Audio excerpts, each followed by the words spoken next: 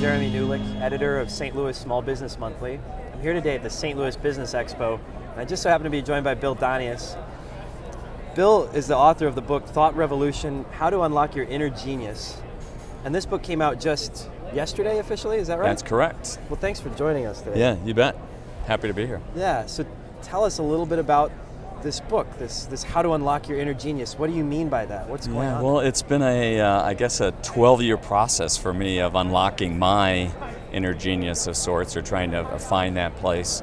And it's actually been a wonderful discovery and process. It turns out that from a 1950s process, Roger Sperry learned that each side of the brain is independent in consciousness. So it's possible, literally, that we can tap into our right brain and get different ideas and answers than we would typically get from a conventional thought process. So I really think of that as our inner genius.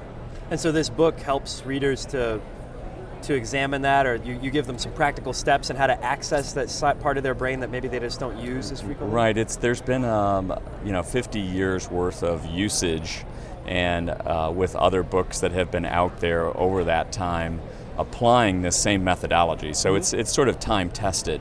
But my process is similar, but a little bit different in that, being, I guess, a former banker, much more practical about the answers and that I was trying to find to specific questions about either business questions or questions in my personal life, and as a way of literally trying to think differently or more creatively about those kinds of issues. See, that's funny you bring that up, because you were CEO of Pulaski Bank, and you were third generation, am I correct? Correct, yeah. So your grandfather starts this bank, your father hands this thing off to you, and you come from a finance background?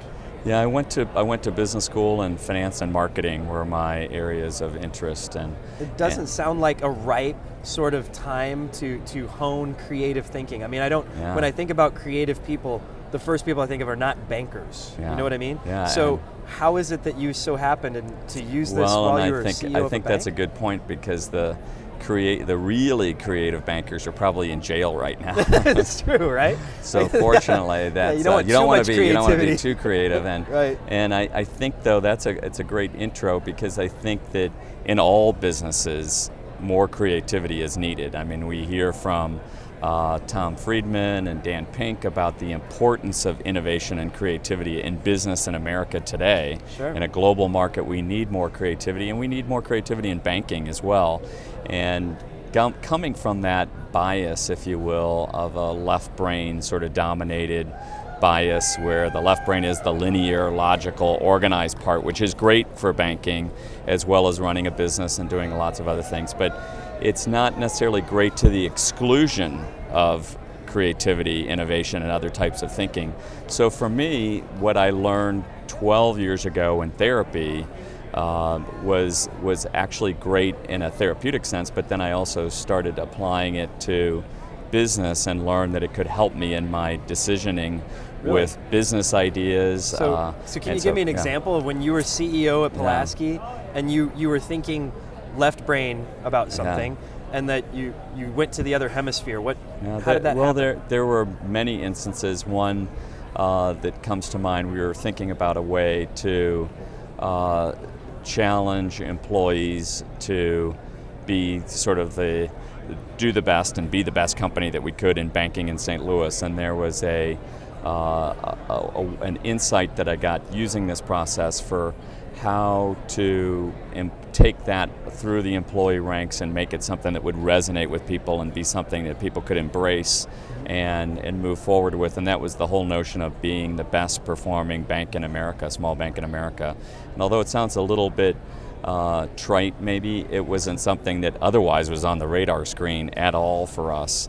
And it worked really well for us. And there were a lot of specific things that were along with that made that a really successful, goal for us and process for us. It ultimately resulted in us, one of the things probably I was most proud of is being voted best place to work in St. Louis in 2007. So we incorporated a lot of things as part of that notion to get us there. And so what you're saying is this answer that came from your other hemisphere was something that wasn't even on the radar when it came to things that you normally would talk about regarding that.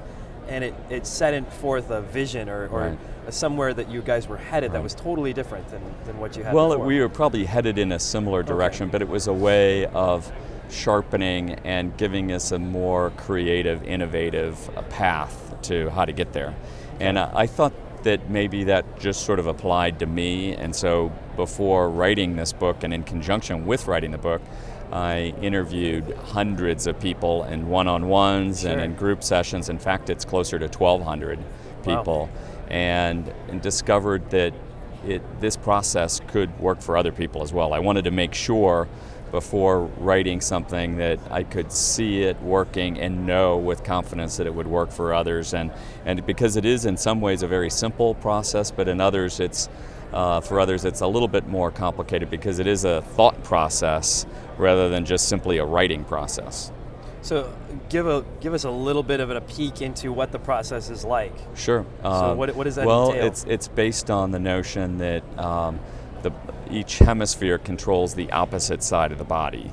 And so given that, the non-dominant hand, whichever it is, and that's a strange anomaly in science as to why that works, but the non-dominant hand is the pathway to the right brain, which is the creative, intuitive, instinctive place. So the methodology involves posing questions to the non-dominant hand and then the neural pathway from the non-dominant hand to the right brain sort of takes over. Really? And answers flow forth that are basically independent of what we would come up with perhaps in a traditional thought process.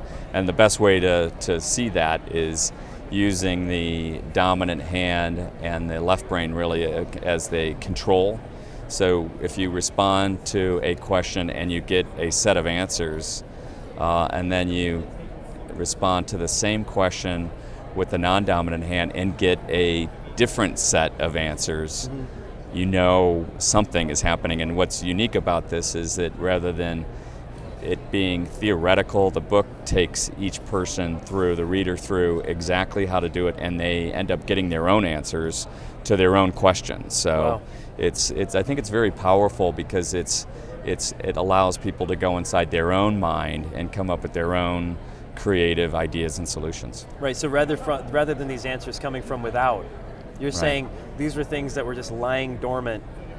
And and a lot of entrepreneurs are dreamer type of people. Business owners are dreamer types. So they may say, well, I work off inspiration all the time, but what you're offering here is kind of a model where you're short-circuiting or you're just getting to that place. Right, that's a good description because oftentimes we wait for inspiration to strike, or maybe it strikes at inconvenient places, like in the shower or driving the car, and we can't write down what it is, and we tend to value maybe those ideas less than we would the ones we think about and we write down and then we brainstorm and we write them down very diligently. Sure. So this process is sort of, I guess you could also describe it as creativity on demand, in that you're able to access that place in your brain when you want to and for what you want. So it's a really amazing process to see somebody do it, and people have had such great results and taking on questions about work or about their lives or about their spouses or whatever it happens to be.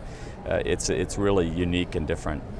So the book is Thought Revolution: How to Unlock Your Inner Genius.